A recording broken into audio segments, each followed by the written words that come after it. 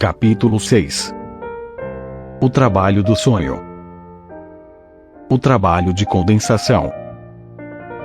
A primeira coisa que se torna clara para quem quer que compare o conteúdo do sonho com os pensamentos oníricos é que ali se efetuou um trabalho de condensação em larga escala. Os sonhos são curtos, insuficientes e lacônicos em comparação com a gama e riqueza dos pensamentos oníricos. Se um sonho for escrito, talvez ocupe meia página. A análise que expõe os pensamentos oníricos subjacentes a ele poderá ocupar 6, 8 ou 12 vezes mais espaço. Essa relação varia com os diferentes sonhos, mas, até onde vai minha experiência, sua direção nunca varia. Em regra geral, subestima-se o volume de compreensão ocorrido, pois fica-se inclinado a considerar os pensamentos do sonho trazidos à luz como um material completo, ao passo que, se o trabalho de interpretação for levado mais adiante, poderá revelar ainda mais pensamentos ocultos por trás do sonho. Já tive ocasião de assinalar que, de fato, nunca é possível ter certeza de que um sonho foi completamente interpretado. Mesmo que a solução pareça satisfatória e sem lacunas, resta sempre a possibilidade de que o sonho tenha ainda outro sentido. Rigorosamente falando, portanto, é impossível determinar o volume de condensação. Há uma resposta, que à primeira vista parece extremamente plausível, ao argumento de que a grande desproporção entre o conteúdo do sonho e os pensamentos do sonho implica que o material psíquico passou por um extenso processo de condensação no curso da formação do sonho. Temos muitas vezes a impressão de que sonhamos muito durante toda e depois nos esquecemos da maior parte do que foi sonhado. Sob esse ponto de vista, o sonho que recordamos ao acordar seria apenas um remanescente fragmentário de todo o trabalho do sonho, e este, se pudéssemos recordá-lo em sua totalidade, bem poderia ser tão extenso quanto os pensamentos oníricos. Há sem dúvida alguma verdade nisso. Os sonhos certamente podem ser reproduzidos com a máxima exatidão se tentarmos lembrá-los tão logo acordamos, e de que nossa lembrança deles se torna cada vez mais incompleta à medida que se aproxima a noite. Mas, por outro lado, é possível mostrar que a impressão de termos sonhado muito mais do que podemos reproduzir baseia-se, muitas vezes, numa ilusão, cuja origem examinarei depois. Além disso, a hipótese de que a condensação ocorre durante o trabalho do sonho não é afetada pela possibilidade de os sonhos serem esquecidos, uma vez que a correção dessa hipótese é comprovada pela quantidade de representações que se relacionam com cada fragmento individual retido do sonho. Mesmo supondo que grande parte do sonho tenha escapado à lembrança, isso pode apenas ter impedido que tivéssemos acesso a outro grupo de pensamentos do sonho. Não há justificativa para supor que os fragmentos perdidos do sonho teriam relação com os mesmos pensamentos que já obtivemos a partir dos fragmentos do sonho que sobreviveram. Em vista do imenso número de associações produzidas na análise para cada elemento individual do conteúdo de um sonho, alguns leitores poderão ser levados a questionar se, por princípio, é justificável considerarmos como parte dos pensamentos do sonho todas as associações que nos ocorrem durante a análise uma subsequente. Se é justificável, em outras palavras, supormos que todos esses pensamentos já estavam ativos durante o estado de sono e desempenharam algum papel na formação do sonho. Não será mais provável que tenham surgido no decorrer da análise novas cadeias de ideias que não tiveram nenhuma participação na formação do sonho. Só posso dar assentimento parcial a essa argumentação. Sem dúvida é verdade que algumas cadeias de ideias surgem pela primeira vez durante a análise. Mas em todos esses casos, podemos convencer-nos de que essas novas ligações só se estabelecem entre ideias que já estavam ligadas de alguma outra forma nos pensamentos do sonho. As novas ligações são, por assim dizer, circuitos fechados ou curtos-circuitos possibilitados pela existência de outras vias de ligação mais profundas. deve-se admitir que a grande maioria das ideias que são reveladas na análise já estava em ação durante o processo de formação do sonho, uma vez que, depois de se elaborar uma sucessão de ideias que parecem não ter qualquer ligação com a formação de um sonho, de repente se esbarra numa ideia que está representada em seu conteúdo e que é indispensável para sua interpretação, mas que não poderia ter sido alcançada senão por essa linha específica de abordagem. Posso aqui recordar o sonho da monografia de botânica, que dá a impressão de ser produto de um surpreendente volume de condensação, muito embora eu não tenha relatado sua análise integralmente. Como, então, devemos retratar as condições psíquicas durante o período de sono que precede os sonhos? Estarão todos os pensamentos do sonho presentes, um ao lado do outro? Ou será que ocorrem em sequência? Ou haverá diversas cadeias de ideias partindo simultaneamente de centros diferentes e depois se unindo? Em minha opinião, não há necessidade, no momento, de formar qualquer representação plástica sobre as condições psíquicas no decorrer da formação dos sonhos. Não se deve esquecer, porém, que estamos lidando com um processo inconsciente de pensamento, que pode diferir com facilidade do que percebemos durante a reflexão intencional acompanhada pela consciência. Persiste o fato inegável, contudo, de que a formação dos sonhos baseia-se num processo de condensação. Como se dá essa condensação? Ao refletirmos que somente uma pequena minoria de todos os pensamentos oníricos revelados é reproduzida no sonho por um de seus elementos de representação, poderíamos concluir que a condensação se apresenta por omissão. Quer dizer, que o sonho não é uma tradução fiel ou uma projeção ponto por ponto dos pensamentos do sonho, mas uma versão altamente incompleta e fragmentária deles. Essa visão, como logo descobriremos, é extremamente inadequada. Mas podemos tomá-la como um ponto de partida provisório e passar para uma outra questão. Se apenas alguns elementos dos pensamentos do sonho conseguem penetrar no conteúdo do sonho, quais são as condições que determinam sua seleção? Para que lancemos alguma luz sobre essa questão, devemos voltar nossa atenção para os elementos do conteúdo do sonho que devem ter preenchido tais condições. E o material mais favorável para essa pesquisa será um sonho para cuja construção tenha contribuído um processo particularmente intenso de condensação. Começarei, então, por escolher para esse propósito o sonho que já registrei. 1. O sonho da monografia de botânica. Conteúdo do sonho. Eu havia escrito uma monografia sobre um gênero não especificado de plantas. O livro estava diante de mim. Naquele momento, eu virava uma lâmina colorida dobrada. Encadernado no exemplar havia um espécimen seco da planta. O elemento que mais se destacava nesse sonho era a monografia de botânica. Isso vinha das impressões do dia do sonho. Eu de fato vira uma monografia sobre o gênero Cyclamen na vitrina de uma livraria. Não havia menção desse gênero no conteúdo do sonho. Tudo que restava nele era a monografia e sua relação com a botânica.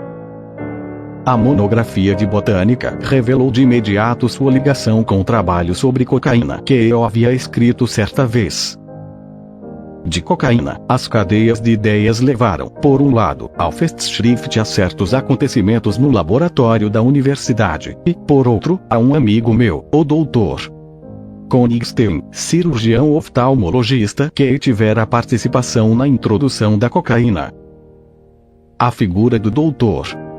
Konigstein fez-me lembrar ainda a conversa interrompida que eu tivera com ele na noite anterior e minhas várias reflexões sobre o pagamento por serviços médicos entre colegas. Essa conversa foi o verdadeiro instigador correntemente ativo do sonho. A monografia sobre o Cyclamen também foi uma impressão correntemente ativa, porém de natureza irrelevante. Como pude perceber, a monografia de botânica do sonho revelou-se uma entidade intermediária comum entre as duas experiências da véspera. Foi extraída, sem nenhuma alteração, da impressão irrelevante, e foi ligada ao acontecimento psiquicamente significativo por abundantes conexões associativas. Entretanto, não só a ideia composta, monografia de botânica, como também cada um de seus componentes, botânica e monografia, separadamente, levaram por numerosas vias de ligação a um ponto cada vez mais profundo no emaranhado dos pensamentos do sonho. Botânica estava relacionada com a figura do professor Gartner jardineiro, com a aparência florescente de sua mulher, com minha paciente Flora e com a senhora 50. Sobre quem eu contara a história das flores esquecidas. Gartner, por sua vez, levou ao laboratório a minha conversa com Kunigstein. Minhas duas pacientes Flora e senhora 50 tinham sido mencionadas no decorrer dessa conversa.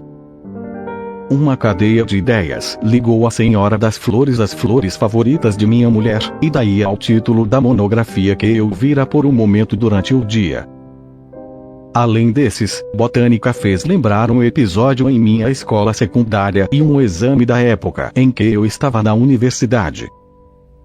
Um novo tópico abordado em minha conversa com o Dr.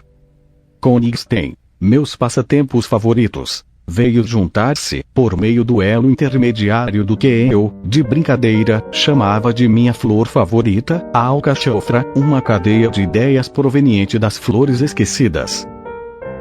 Por trás das alcachofras estavam, de um lado, meus pensamentos sobre a Itália e, de outro, uma cena de minha infância que fora o início do que depois vieram a ser minhas relações íntimas com os livros. Assim, botânica era um ponto nodal sistemático no sonho. Para ele convergiam numerosas cadeias de ideias que, como posso garantir, tinham entrado apropriadamente no contexto da conversa com o Dr. Kunigstein. Estamos aqui numa fábrica de pensamentos onde, como na obra-prima do Tecelão, in Tausend Fahrenheit, die Schfleinger Berenberschiessen, die Faden Gesehen Fliessen, e Schlag Tausend Verbindungsschlagt. Da mesma forma, a monografia do sonho também toca em dois assuntos: a parcialidade de meus estudos e o custo dispendioso de meus passatempos favoritos. Essa primeira investigação leva-nos a concluir que os elementos botânica e monografia penetraram no conteúdo do sonho porque possuíam inúmeros contatos com a maioria dos pensamentos do sonho, ou seja, porque constituíam pontos nodais para os quais convergia um grande número de pensamentos do sonho, porque tinham vários sentidos ligados à interpretação do sonho. A explicação desse fato fundamental também pode ser formulada de outra maneira. Cada um dos elementos do conteúdo do sonho revelou ter sido sobredeterminado, ter sido representado muitas vezes nos pensamentos do sonho. Descobrimos ainda mais quando passamos a examinar os demais componentes do sonho em relação a seu aparecimento nos pensamentos oníricos. A lâmina colorida que eu estava desdobrando levou a um novo tema: as críticas de meus colegas a minhas atividades e a uma que já estava representada no sonho: meus passatempos favoritos. E levou, além disso, a lembrança infantil em que eu fazia em pedaços um livro com lâminas coloridas. O espécimen seco da planta tocava no episódio do herbário em minha escola secundária e ressaltou em particular essa lembrança. A natureza da relação entre o conteúdo do sonho e os pensamentos do sonho torna-se assim visível. Não só os elementos de um sonho são repetidamente determinados pelos pensamentos do sonho, como também cada pensamento do sonho é representado neste último por vários elementos. As vias associativas levam de um elemento do sonho para vários pensamentos do sonho e de um pensamento do sonho para vários elementos do sonho. Assim, o sonho não é estruturado por cada pensamento ou grupo de pensamentos do sonho isoladamente, encontrando, de forma abreviada, representação separada no conteúdo do sonho, do modo como o eleitorado escolhe seus representantes parlamentares. O sonho é, antes, construído por toda a massa de pensamentos do sonho, submetida a uma espécie de processo manipulativo em que os elementos que têm suportes mais numerosos e mais fortes adquirem o direito de acesso ao conteúdo do sonho, de maneira análoga à eleição por scrutin de liste. No caso de todos os sonhos que submeti a uma análise dessa natureza, encontrei invariavelmente confirmados esses mesmos princípios fundamentais. Os elementos do sonho são construídos a partir de toda a massa de pensamentos do sonho, e cada um desses elementos mostra ter sido multiplamente determinado em relação aos pensamentos do sonho. Certamente não será descabido ilustrar a ligação entre o conteúdo do sonho e os pensamentos do sonho por mais um exemplo, que se distingue pela trama particularmente engenhosa de suas relações recíprocas. É um sonho produzido por um de meus pacientes, um homem que eu estava tratando em virtude de uma claustrofobia. Logo ficará evidente o motivo por que decidi dar a essa produção onírica excepcionalmente inteligente o título de 2. Um sonho encantador. Ele se dirigia com um grande grupo à Rua 10, onde havia uma estalagem despretensiosa. O que não é o caso. Nela se representava uma peça. Ora ele era plateia, ora ator. Terminado o espetáculo, eles tinham de mudar de roupa para voltarem à cidade. Alguns integrantes da companhia foram levados a aposentos no andar térreo e outros a aposentos no primeiro andar. Surgiu então uma discussão. Os que estavam em cima ficaram zangados porque os de baixo não estavam prontos, e eles não podiam descer. O irmão dele estava lá em cima e ele estava embaixo, e se aborreceu com o irmão porque estavam sendo muito pressionados. Essa parte estava obscura. Além disso, tinha-se decidido e providenciado, já na chegada deles, quem ficaria em cima e quem deveria ficar embaixo. Depois, ele ia subindo sozinho a ladeira da Rua 10 em direção à cidade. Andava com tal dificuldade e tamanho esforço que parecia colado no lugar. Um senhor idoso dirigiu-se a ele e começou a insultar o rei da Itália. No alto da ladeira ele pôde andar com muito mais facilidade. Sua dificuldade em subir a ladeira foi tão evidente que, depois de acordar, ele ficou por algum tempo em dúvida se aquilo teria sido sonho ou realidade. Não teríamos uma opinião muito elevada desse sonho, a julgar por seu conteúdo manifesto. Desafiando as regras, começarei sua interpretação pela parte que o sonhador descreveu como a mais nítida. A dificuldade com que ele sonhou, e que provavelmente experimentou durante o sonho, a penosa subida pela ladeira, acompanhada de dispneia, era um dos sintomas que o paciente com certeza exibira anos antes e que, na época, fora atribuído, juntamente com certos outros sintomas, à tuberculose. A probabilidade é que esta tenha sido histericamente simulada. A sensação peculiar de movimento inibido que ocorre nesse sonho já nos é familiar a partir dos sonhos de exibição, e vemos mais uma vez que se trata de um material disponível a qualquer momento para qualquer outra finalidade de representação. A parte do conteúdo do sonho que descrevia como a subida começara com dificuldade e se tornara fácil no fim da ladeira me fez recordar, quando a ouvi, a magistral introdução a Safo de Alfonso Daudet. Esse famoso trecho descreve como um jovem carrega sua amante nos braços escada acima. No início, ela é leve como uma pluma, porém, quanto mais ele sobe, maior parece ser seu peso.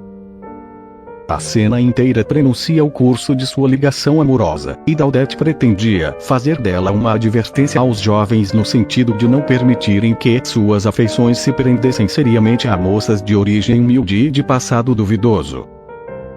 Embora soubesse que meu paciente estivera envolvido com uma moça do meio teatral, num caso amoroso, que recentemente rompera, eu não esperava que se justificasse meu palpite para uma interpretação.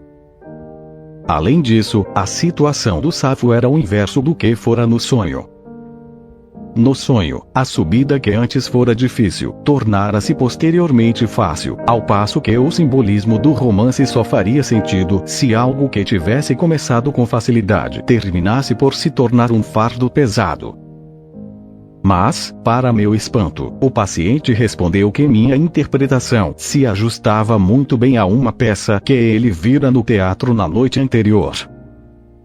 chamava-se Rundumvien ao redor de Viena e retratava a carreira de uma moça que começara respeitável, depois se transformara numa demi-mondaine e tivera liaisons com homens em posições elevadas, e assim subira na vida, mas que acabara descendo na vida.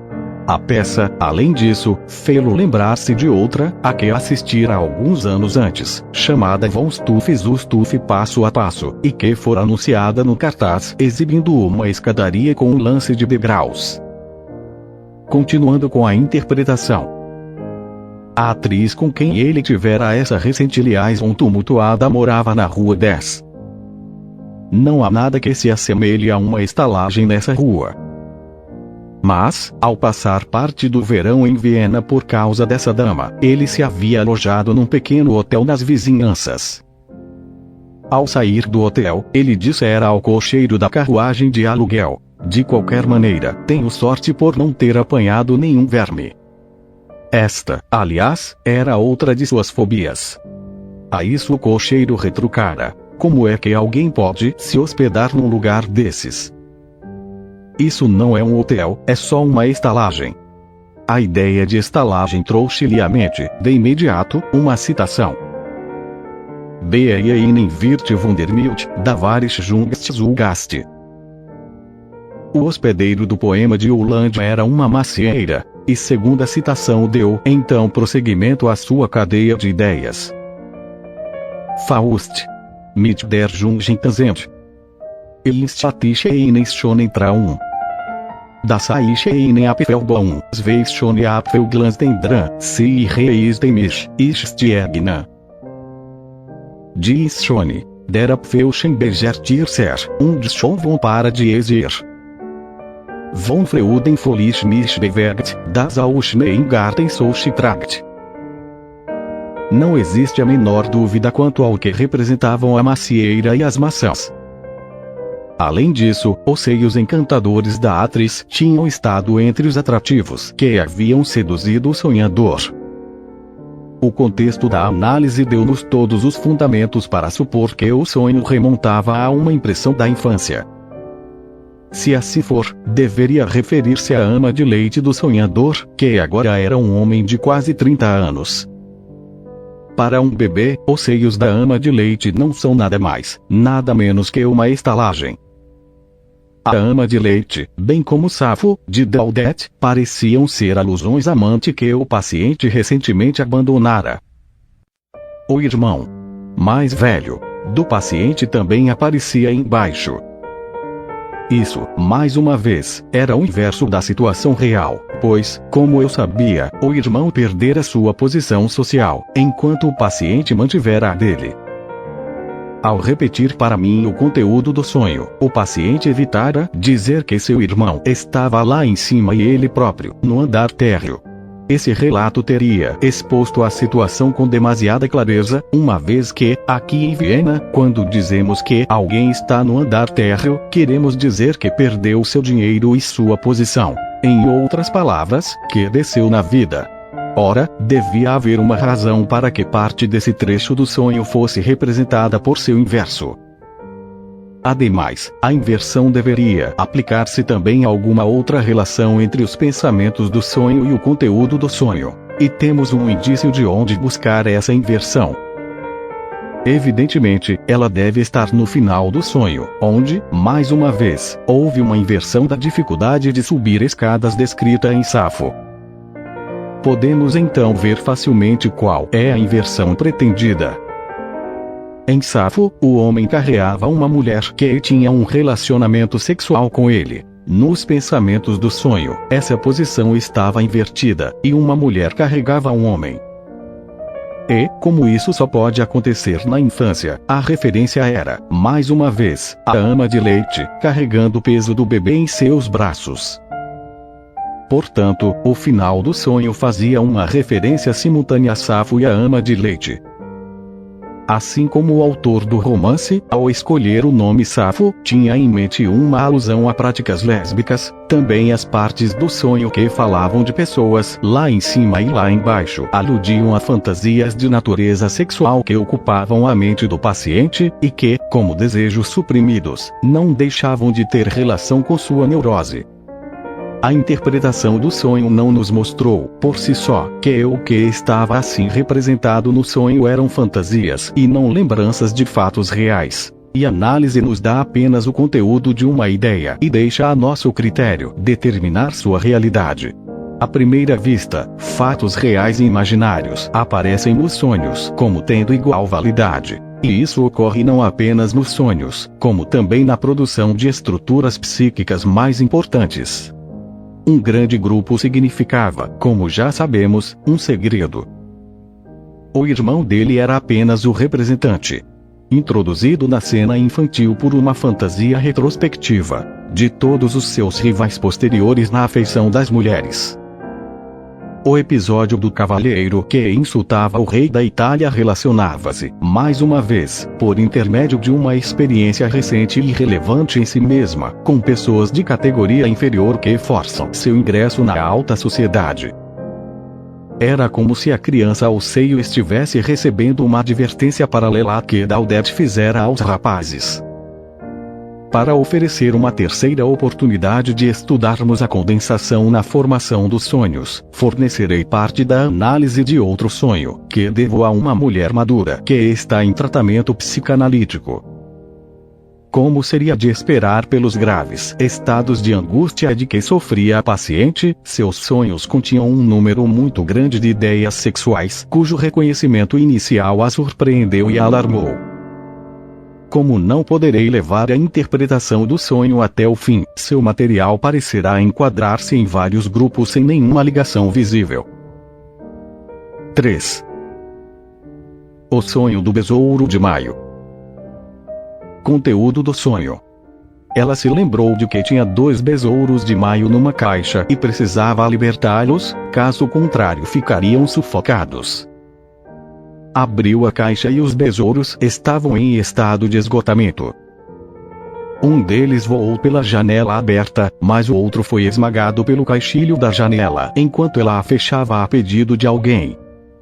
Sinais de repulsa. Análise. O marido da paciente estava temporariamente ausente de casa e a filha de 14 anos vinha dormindo na cama ao lado dela. Na noite anterior, a menina lhe chamara a atenção para uma mariposa que caíra em seu copo d'água, mas ela não a retirara e ficara penalizada pelo pobre inseto na manhã seguinte. O livro que estivera lendo contava como alguns meninos haviam atirado um gato em água fervente e descrevia as convulsões do animal. Essas foram as 2 causas precipitantes do sonho, em si mesmas, irrelevantes. Ela prosseguiu então no assunto da crueldade para com os animais. Alguns anos antes, quando passavam o verão em certo lugar, a filha da paciente havia sido muito cruel com os animais. Apanhava borboletas e pedia arsênico à mãe para matá-las. Numa outra ocasião, uma mariposa com um alfinete atravessado no corpo continuara a voar pelo quarto durante muito tempo. De outra feita, algumas lagartas que a menina estava guardando para que se transformassem em crisálidas morreram de fome. Numa idade ainda mais tenra, essa mesma menina tinha o hábito de arrancar as asas de besouros e borboletas. Mas hoje, ficava horrorizada diante de todas essas ações cruéis. Tornara-se muito bondosa. A paciente refletiu a respeito dessa contradição. Ela a fez lembrar-se de outra contradição, entre a aparência e o caráter, tal como George Eliot a retrata em Adam Bede. Uma moça que era bonita, porém fútil e ignorante, e outra que era feia, mas de caráter elevado. Um nobre que seduziu a moça tola, e um operário que se sentia e agia com verdadeira nobreza. Como era impossível, comentou ela, reconhecer essas coisas nas pessoas. Quem poderia imaginar, olhando para ela, que ela era atormentada por desejos sensuais? No mesmo ano em que a menina começara a colecionar borboletas, o distrito em que se encontravam tinha sido seriamente atingido por uma praga de besouro de maio. As crianças ficaram furiosas com os insetos e os esmagavam sem piedade. Naquela ocasião, minha paciente vira um homem que arrancava as asas dos besouros de maio. Em seguida, comia-lhes os corpos. Ela própria nascerá em maio e se casará em maio. 3 dias após o casamento, escrevera aos pais, dizendo quanto se sentia feliz. Mas isso estava longe de ser verdade. Na noite anterior ao sonho, ela estivera remexendo em algumas cartas antigas e lera algumas delas, umas sérias, outras cômicas, em voz alta para os filhos. Havia uma carta muito divertida de um professor de pianos que a cortejara quando mocinha, e outra de um admirador de berço nobre. Ela se censurava porque uma de suas filhas pusera as mãos no livro pernicioso de Maupassant. O arsênico que a menina tinha pedido fê-la recordar-se das pílulas de arsênico que restauraram o vigor juvenil do Duque de Moranho-Nabarro.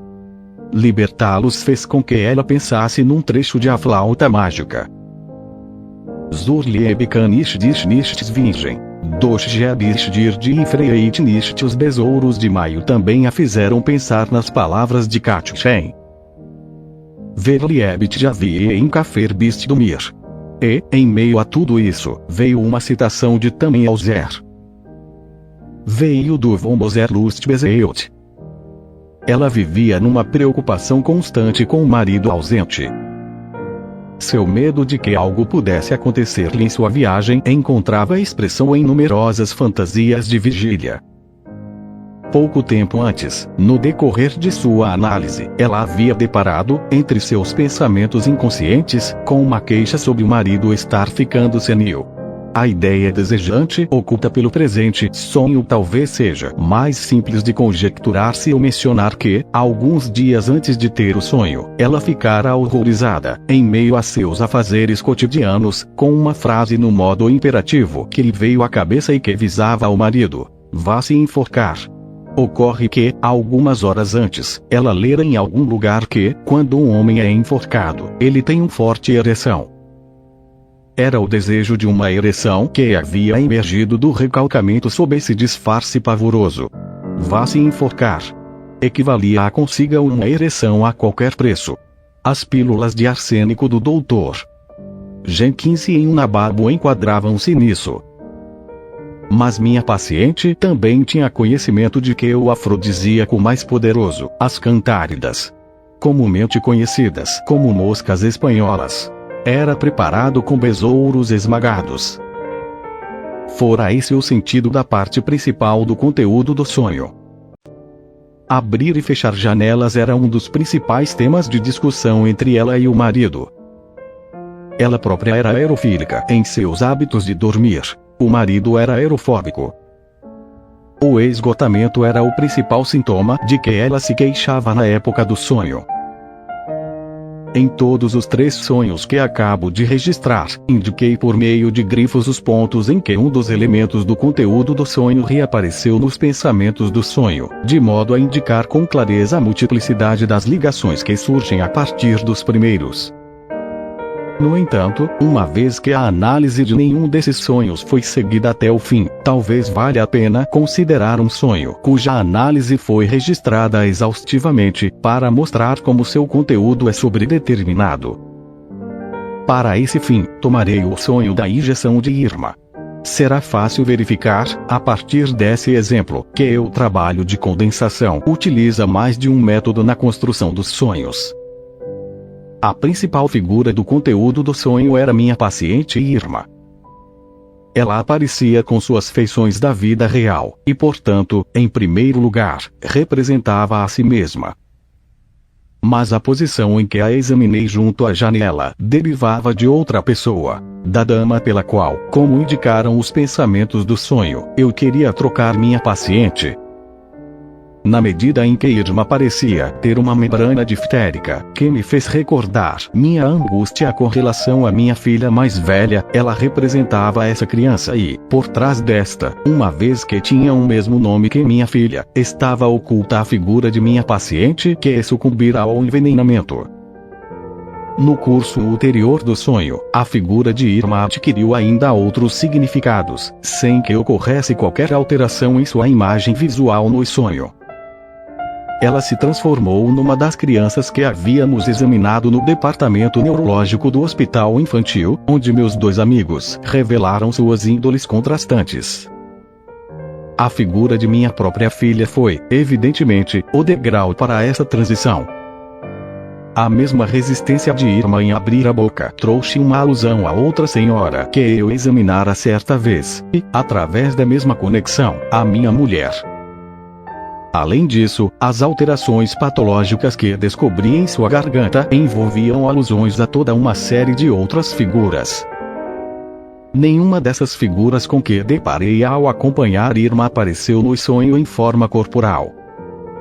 Estavam ocultas por trás da figura onírica de Irma, que assim se transformou numa imagem coletiva dotada, há que admitir, de diversas características contraditórias. Irma tornou-se a representante de todas essas outras figuras que tinham sido sacrificadas ao trabalho de condensação, já que transferi para ela, ponto por ponto, tudo que me fazia lembrar-me delas. Existe outro meio pelo qual se pode produzir uma figura coletiva para fins de condensação onírica, ou seja, reunindo-se as feições reais de 2 ou mais pessoas numa única imagem onírica. Foi assim que se construiu o Dr. M de meu sonho. Ele trazia o nome do Dr. M, falava e agia como ele, mas suas características físicas e suas doenças pertenciam a outra pessoa, ou melhor, a meu irmão mais velho. Uma característica única, seu aspecto pálido, fora duplamente determinada, uma vez que era comum a ambos na vida real. O doutor.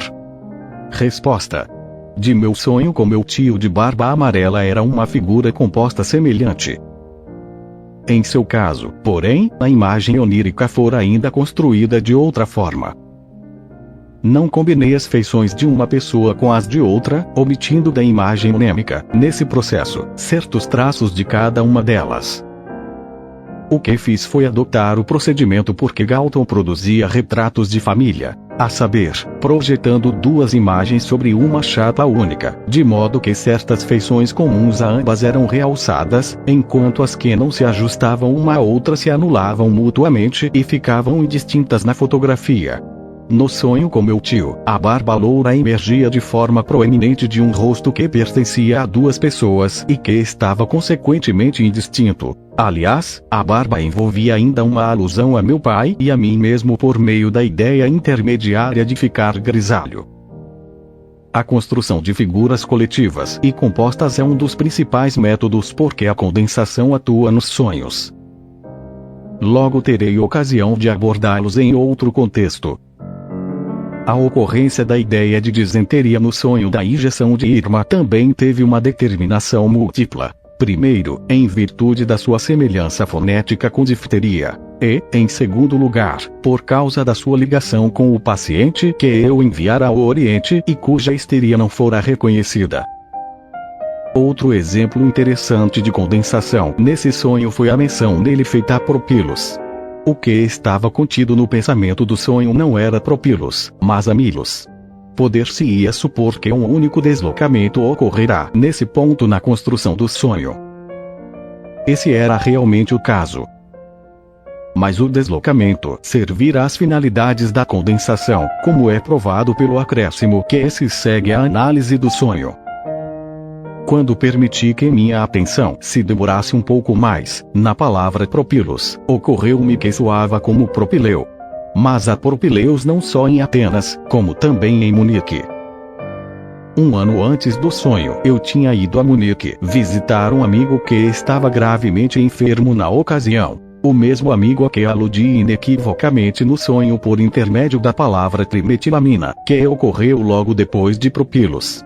Deixarei de lado um modo surpreendente como, nesse caso, tal como em outras análises de sonhos, utilizam-se associações da mais variada importância intrínseca para estabelecer ligações de ideias, como se tivessem peso igual, e cederei à tentação de apresentar, por assim dizer, uma imagem plástica do processo pelo qual os mamilos, nos pensamentos do sonho, foram substituídos por propilos no conteúdo do sonho.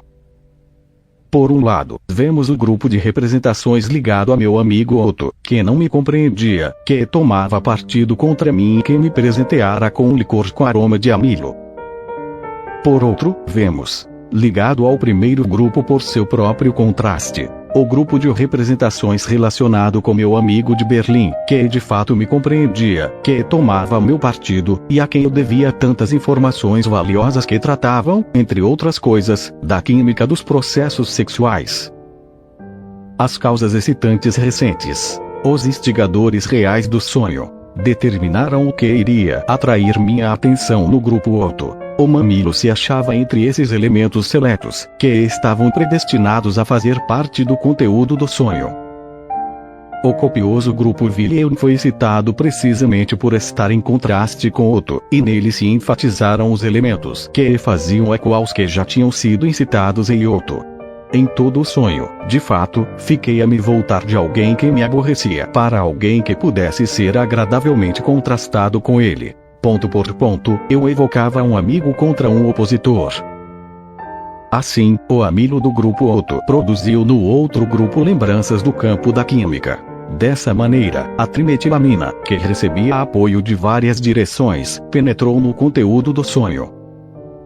O próprio amilo poderia ter entrado sem alteração no conteúdo do sonho, mas ficou sob a influência do grupo Wilhelm, pois toda a gama de lembranças abrangida por esse nome foi vasculhada para que se encontrasse algum elemento que pudesse proporcionar uma determinação bilateral para amilos.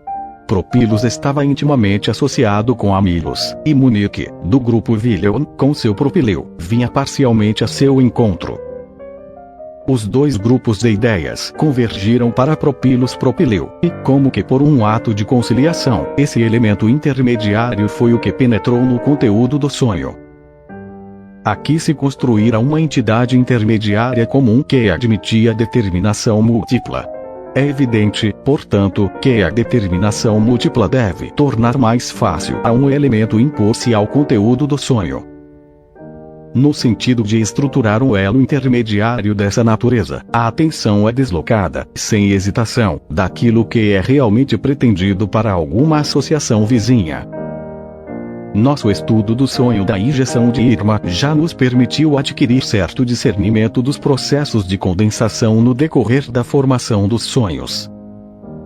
Pudemos observar alguns de seus detalhes, tais como o modo como se dá preferência aos elementos que ocorrem várias vezes nos pensamentos do sonho, como se formam novas unidades, sob a forma de figuras coletivas e estruturas compostas, e como se constroem entidades intermediárias comuns.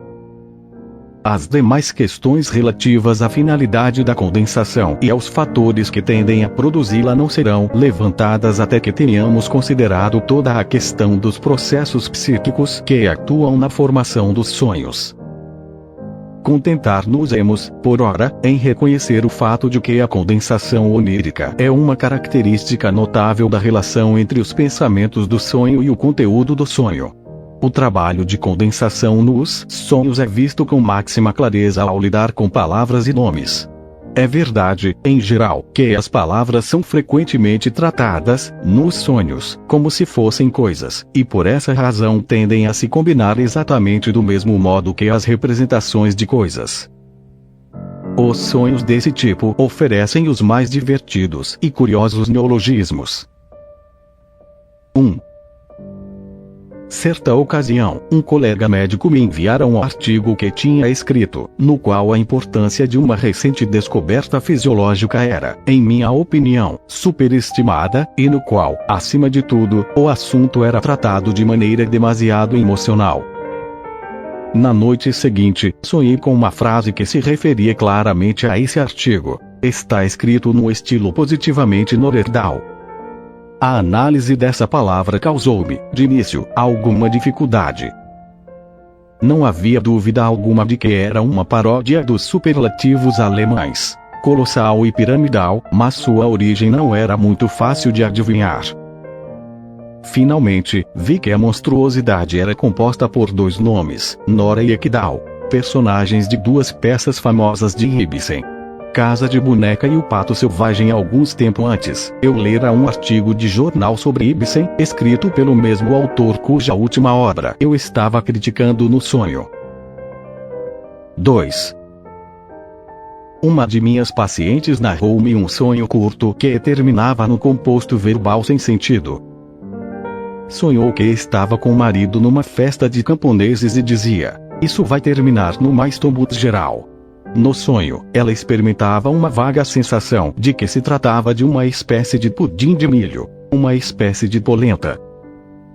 A análise dividiu a palavra em mais: milho, tô, louco, estou, ninfomaníaca, literalmente, louca por homens, e Olmutz, uma cidade da Morávia.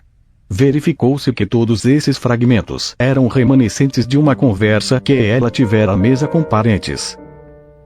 As seguintes palavras estavam por trás de mais. Além de uma referência à exposição do jubileu recém-inaugurada. Meissen. Uma figura de porcelana de Meissen, Dresden, representando um pássaro. Senhorita. A governanta inglesa de seus parentes acabara de partir para Olmutz. E Miss. Termo judaico de gíria empregado em tom de brincadeira para significar repulsivo. Uma longa cadeia de ideias e associações partia de cada sílaba dessa confusão verbal. 3. Uma rapaz cuja campainha da porta fora tocada tarde da noite por um conhecido que desejava deixar um cartão de visita com ele, teve um sonho nessa noite. Um homem estivera trabalhando até tarde da noite para consertar o telefone de sua casa. Depois que ele foi embora, o aparelho continuou a tocar, não continuamente, mas com toques intermitentes. Seu criado foi buscar o homem de volta, e este comentou: "É engraçado como até mesmo as pessoas que são tutelrem na verdade são inteiramente incapazes de lidar com uma coisa dessas." Veremos que a causa excitante e relevante do sono só abrange um de seus elementos. Esse episódio só adquiriu alguma importância pelo fato de o sonhador tê-lo colocado na mesma série de uma experiência anterior, que, apesar de igualmente irrelevante em si, recebera da imaginação dele um significado substitutivo. Quando o menino, morando com o pai, ele havia entornado um copo de água no chão, quando estava meio adormecido. Os fios de telefone tinham ficado encharcados e seu tilintar continuo perturbara o sono do pai. Como o tilintar continuo correspondia a ficar molhado, os toques intermitentes foram utilizados para representar gotas caindo. A palavra tutelrein pôde ser analisada em 3 sentidos e levou, dessa maneira, a 3 dos assuntos representados nos pensamentos do sonho. Tutel é um termo jurídico para designar guarda, tutela, tutel, ou possivelmente tutel, é também um termo vulgar para o seio feminino. A parte restante da palavra, rein, limpo, combinada com a primeira parte de Zimmertelegraph, telefone doméstico, formas um rein, treinado em casa, que se relaciona estreitamente a molhar o chão e, além disso, tinha um som muito semelhante ao do nome de um membro da família do sonhador. 4. Num sonho confuso e um tanto extenso que eu mesmo tive, cujo ponto central parecia ser uma viagem marítima, a escala seguinte parecia chamar-se assim, e depois dela vinha Flies. Esta última palavra era o nome de meu amigo de Berlim, que muitas vezes fora o objetivo de minhas viagens. Erzing era um composto. Parte dela derivava de nomes de lugares ao longo da ferrovia suburbana perto de Viena, que tão frequentemente terminam em ing. Etzing, Liesing, Modling. Medelitz, Meaideliciae, era seu antigo nome, ou seja, Meine Freud, meu deleite. A outra parte derivou-se da palavra inglesa Ersal, boato. Esta sugeria calúnia e estabeleceu a ligação do sonho com seu instigador irrelevante da véspera. Um poema no periódico Fliegendblatter sobre um anão caluniador chamado Sagatera Tergesagt. Disse-me. Se a sílaba ing fosse acrescentada ao nome Flies, teríamos Vlissingen, que era com certeza a escala na viagem marítima que meu irmão fazia sempre que vinha da Inglaterra nos visitar. mas o nome em inglês para Vlissingen é flushing, que em inglês significa enrubescer, que me fez lembrar dos pacientes que tratei por sofrerem de eriotofobia, e também de um artigo recente de Bechterev sobre essa neurose, que me causara certo aborrecimento. 5. Em outra ocasião, tive um sonho que consistiu em duas partes separadas. A primeira parte era a palavra autodidasker, da qual se recordava nitidamente. A segunda era a reprodução exata de uma fantasia curta e inocente que eu produzira alguns dias antes. Essa fantasia era no sentido de que, quando encontrasse o professor N da próxima vez, eu deveria dizer-lhe: o paciente sobre cujo estado eu recentemente o consultei está, na verdade, sofrendo apenas de uma neurose, justamente como o senhor suspeitava. Assim, o neologismo autodidasker precisava satisfazer duas condições. Em primeiro lugar, deveria ter ou representar um sentido composto. E em segundo, esse sentido deveria estar firmemente relacionado com a intenção que eu reproduzirá na vida de vigília, de me desculpar junto ao professor N. A palavra autodidasker pode ser com facilidade decomposta em autor, autodidact, autodidata e lasker, com a qual também associei o nome de La Salle. A primeira dessas palavras levou à causa precipitante do sonho. Desta vez, uma causa significativa. Eu dera a minha mulher diversos volumes de autoria de um célebre escritor austríaco que era amigo de meu irmão, e que, como fui informado, era natural de meu próprio torrão natal, J. David. Uma noite, ela me falara da profunda impressão que lhe havia causado a trágica história de um dos livros de David a respeito da maneira como um homem talentoso se arruinou. E nossa conversa se voltara para um exame dos dons de que víamos indícios em nossos próprios filhos. Sob o impacto do que estivera lendo, minha mulher externou uma preocupação com as crianças, e eu a consolei com o comentário de que aqueles eram precisamente os perigos que podiam ser afastados por meio de uma boa educação. Meu fluxo de ideias prosseguiu no decorrer da noite. Tomei a preocupação de minha mulher e entremeei nela toda sorte de outras coisas. Um comentário feito pelo autor a meu irmão sobre o tema do casamento indicou a meus pensamentos um caminho pelo qual eles poderiam vir a ser representados no sonho. Esse caminho levou a Breslau, para onde uma dama com quem mantínhamos grandes laços de amizade se dirigira a fim de casar-se e ali fixar residência. A preocupação que eu sentia com o perigo de me arruinar por causa de uma mulher, pois esse era o cerne de meus pensamentos oníricos, encontrou um exemplo em Breslau nos casos de Lasker e La Salle, o qual possibilitou dar uma imagem simultânea das duas maneiras por que essa influência fatal pode ser exercida. Cherchez da Femme, a frase em que esses pensamentos podiam ser resumidos, levou-me, tomada em outro sentido, a meu irmão ainda solteiro, cujo nome é Alexandre. Percebi então que Alex, a forma abreviada do nome pela qual o chamamos, tem quase um mesmo som de um anagrama de Lasker, e que esse fator devia ter tido sua participação na condução de meus pensamentos pelo caminho via Breslau. No entanto, o jogo que eu aqui fazia com nomes e sílabas tinha ainda outro sentido. Expressava o desejo de que meu irmão pudesse ter uma vida doméstica feliz, e o fez dessa forma. No romance de Zola sobre a vida de um artista, 50 Oeuvre, cujo tema deve ter estado próximo de meus pensamentos oníricos, o autor, como se sabe, introduziu a si mesmo e a sua própria felicidade doméstica como um episódio. Ele aparece sob o nome de Sandoz. É provável que se obtenha essa transformação da seguinte maneira: se escrevemos Zola de trás para frente. O tipo de coisa que as crianças tanto gostam de fazer. Chegaremos a Los.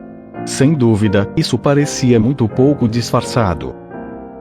Assim, ele substituiu a L, que é a primeira sílaba de Alexander, por Sand, que é a terceira sílaba do mesmo nome. E assim nasceu Sandoz. Meu próprio autodidasker surgiu da mesmíssima forma. Devo agora explicar como foi que minha fantasia de dizer ao professor N que o paciente que ambos havíamos examinado sofria apenas de uma neurose se insinuou no sonho. Pouco antes do fim de meu ano de trabalho, iniciei o tratamento de um novo paciente que frustrou por completo meus poderes de diagnóstico. A presença de uma grave doença orgânica, talvez alguma degeneração da medula espinhal, sugeriu-se acentuadamente, mas não pôde ser estabelecida. Teria sido tentador diagnosticar uma neurose, o que teria solucionado todas as dificuldades. Não fosse o paciente haver repudiado com tanta energia a história sexual sem a qual eu me recuso a reconhecer a presença de uma neurose. Em minha perplexidade, procurei ajuda do médico a quem, como muitas outras pessoas, respeito mais do que qualquer outro homem, e perante cuja autoridade estou inteiramente pronto a me inclinar. Ele escutou minhas dúvidas, disse-me que eram justificadas, e então emitiu sua opinião. Mantenha o homem em observação. Deve ser uma neurose. Como soubesse que ele não partilhava de meus conceitos sobre a etiologia das neuroses, não apresentei minha contra-argumentação, mas não escondi meu ceticismo. Alguns dias depois, informei ao paciente que nada podia fazer por ele e recomendei que procurasse outra orientação. Diante disso, para meu intenso espanto, ele começou a se desculpar por ter mentido para mim. Esteve muito envergonhado de si mesmo, disse, e então revelou precisamente a etiologia sexual que eu vinha esperando e sem a qual ficara impossibilitado de aceitar sua doença como uma neurose. Fiquei aliviado, mas, ao mesmo tempo, humilhado. Tive de admitir que meu orientador, não se deixando enganar pela consideração da anamnese, enxergara com mais clareza do que eu. E me propus dizer-lhe exatamente isso quando o encontrasse da próxima vez, que ele estava certo e eu, errado. Foi precisamente isso que fiz no sonho. Mas que espécie de realização de desejo teria havido em confessar que eu estava errado? Estar errado, porém, era justamente o que eu desejava. Eu queria estar errado em meus temores, ou, para ser mais exato, queria que minha mulher, cujos temores eu adotara nos pensamentos do sonho, estivesse enganada. O tema em torno do qual girava a questão de certo ou errado no sonho não estava muito longe daquilo em que os pensamentos do sonho estavam realmente interessados. Havia a mesma alternativa entre prejuízo orgânico e funcional causado por uma mulher, ou, mais apropriadamente, pela sexualidade, paralisia tabética ou neurose. O tipo de morte de Lassalle podia ser displicentemente classificado nesta última categoria. Nesse sonho de trama cerrada e, depois de cuidadosamente interpretado, muito transparente, o professor N desempenhou um papel não só por causa dessa analogia e do meu desejo de estar errado, e em virtude das suas ligações incidentais com Breslau e com a família de nossa amiga que Alice fixara após o casamento, como também por causa do seguinte episódio que ocorreu no fim de nossa consulta. Depois de dar sua opinião e assim encerrar nossa discussão médica, ele passou a assuntos mais pessoais. Quantos filhos você tem agora? 6. Ele fez um gesto de admiração e interesse. Meninas ou meninos? 3 e 3. São meu orgulho e meu tesouro. Bem, então, trate de se prevenir. As meninas são bastante seguras, mas educar meninos leva a dificuldades mais tarde. Protestei que os meus se haviam comportado muito bem até ali. É evidente que esse segundo diagnóstico, sobre o futuro de meus meninos, não me agradou mais do que o primeiro, consoante o qual meu paciente estava sofrendo de uma neurose. Assim, essas duas impressões estavam ligadas por sua contiguidade, pelo fato de terem sido experimentadas numa mesma ocasião. E, ao inserir a história da neurose em meu sonho, eu a estava colocando em lugar da conversa sobre criação de filhos, que tinha mais ligação com os pensamentos do sonho, já que se referia tão de perto às preocupações posteriormente externadas por minha mulher. Assim, até meu medo de que N pudesse ter razão no que disse sobre a dificuldade de educar meninos encontrou um lugar no sonho, pois jazia oculto por trás da representação de meu desejo de que eu mesmo estivesse errado em abrigar tais temores. A mesma fantasia serviu, sem alterações, para representar ambas as alternativas opostas. 4. Hoje cedo, entre o sonhar e o despertar, experimentei um belo exemplo de condensação verbal. No curso de uma massa de fragmentos oníricos de quem mal podia lembrar-me, fui detido, por assim dizer, por uma palavra que vi diante de mim como se estivesse meio manuscrita e meio impressa. A palavra era Erzéfeliz e fazia parte de uma frase que se insinuou em minha memória consciente, independente de qualquer contexto e em completo isolamento. Isso tem uma influência Erzéfeliz nas emoções sexuais. Soube imediatamente que a palavra deveria na verdade ter sido Erzéfeliz, educacional. E fiquei em dúvida, por algum tempo, se o segundo de Erzéfeliz não teria sido um I. Com respeito a isso, ocorreu-me a palavra sífilis. Começando a analisar o sonho enquanto estava ainda meio adormecido, quebrei a cabeça no esforço para descobrir como aquela palavra podia ter entrado em meu sonho, já que eu nada tinha a ver com essa doença, quer pessoalmente, quer profissionalmente. Pensei então em Erzéfeliz, outra palavra sem sentido, e isso explicou-o da segunda sílaba de Erzéfeliz, fazendo-me lembrar que, na noite anterior, eu fora solicitado por nossa governanta a lhe dizer alguma coisa a respeito do problema da prostituição, e lhe dera o livro de esse sobre a prostituição para influenciar sua vida emocional, que não se desenvolverá com inteira normalidade. Depois disso, eu tinha conversado muito com ela sobre o problema.